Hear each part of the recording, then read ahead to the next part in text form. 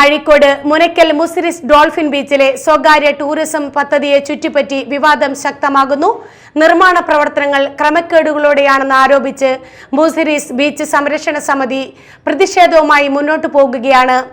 തിങ്കളാഴ്ച മുതൽ നിർമ്മാണ പ്രവർത്തനങ്ങൾ തടയുമെന്ന് സമിതി അറിയിച്ചു. അഴീക്കോട് മുനക്കൽ മുസിരിസ് ഡോൾഫിൻ ബീച്ചിൽ നടക്കുന്ന നിർമ്മാണ പ്രവർത്തനങ്ങൾ തടയുമെന്ന് മുസിരിസ് ബീച്ച് സംരക്ഷണ സമിതി അറിയിച്ചു. സ്വകാര്യ ടൂറിസം പദ്ധതിയുടെ ഭാഗമായി ആരംഭിച്ച ഗ്യാമ്പിംഗ് റിസോർട്ട് നിർമ്മാണത്തിനായി ബീച്ചിൽ നടത്തിയിരുന്ന ചില ഘടനകൾ യാതൊരു അറിയിപ്പുമില്ലാതെ പൊളിച്ചു നീക്കിയതാണെന്ന് സമിതി ആരോപിക്കുന്നു. ആയിരക്കണക്കിന് ആളുകളാണ് ഈ ബീച്ചുകളിലേക്ക് ഇതിൻ്റെ സൗന്ദര്യം ആസ്വദിക്കുന്നതിന് വേണ്ടി എത്തിച്ചേർന്നുകൊണ്ടിരിക്കുന്നത്. ഈ ബീച്ച് ഇന്ന് ആശങ്കയുണ്ടാക്കുന്ന രീതിയിലേക്കുള്ള പ്രവർത്തനങ്ങളുമായിട്ട് ചില ഏജൻസികൾ കടന്നു വന്നിരിക്കുകയാണ്.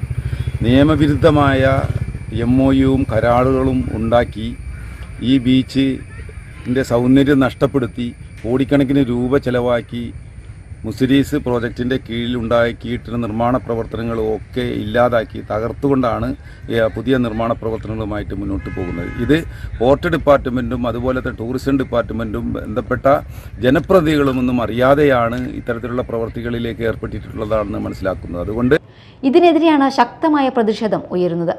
മുസിരിസ് പൈതൃക പദ്ധതിയുമായി കരാറിൽ ഏർപ്പെട്ട ബ്രില്യൻറ്റ് കൺസ്ട്രക്ഷൻസ് ഗ്രൂപ്പാണ് ഇവിടെ റിസോർട്ട് നിർമ്മിക്കുന്നത്. എന്നാൽ പദ്ധതിയെക്കുറിച്ച് തുറമുഖ വകുപ്പിനോ ജനപ്രതിനിധികൾക്കോ വ്യക്തമായ വിവരങ്ങൾ ലഭിച്ചിട്ടില്ലെന്നാണ് വിവരം.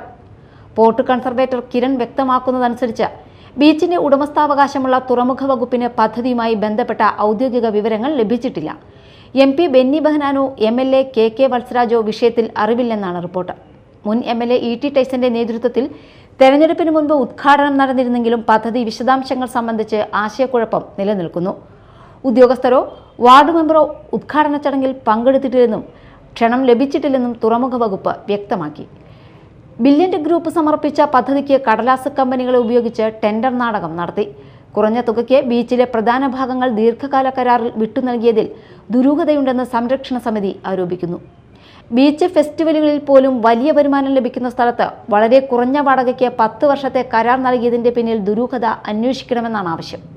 പൊളിച്ചു നീക്കിയ നിർമ്മാണങ്ങൾ പുനഃസ്ഥാപിക്കണമെന്നും കുറ്റക്കാർക്കെതിരെ നടപടി സ്വീകരിക്കണമെന്നും ആവശ്യപ്പെട്ട് മുഖ്യമന്ത്രിക്കും മന്ത്രിമാർക്കും ജനപ്രതിനിധികൾക്കും സമിതി നിവേദനം നൽകി.